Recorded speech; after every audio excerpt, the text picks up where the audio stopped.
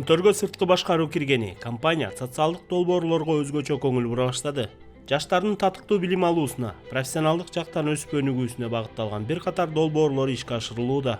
Билим берүүгө багытталган кезектеги мындай колдоосун жакында эле Кумтөр компаниясы Сатыбалдын Ааматов атындагы Нарын мамлекеттик университетинде көрсөттү.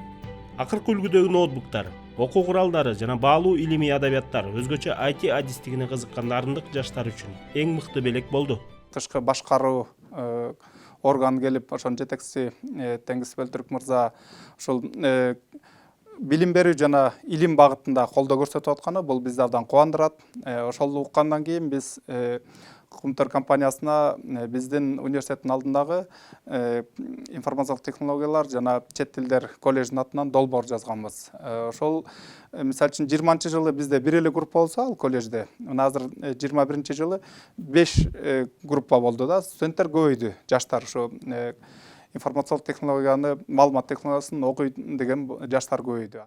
IT дүйнөсүнө алгачкы кадамын таштап жаткан бүгүнкү студенттер келечекте өздөрүн гана эмес, Кыргызстанды кошо байыткан мыкты адиске айланарына ишеним чоң.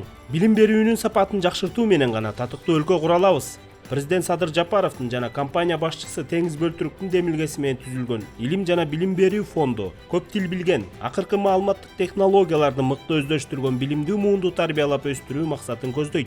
Кумтөр жалпы улуттук маанидеги компания болгондуктан мындай колдоолор, билим берүүгө багытталган мыкты долбоорлор жакынкы келечекте бүтүндөй Кыргызстан аймагын камтыйт.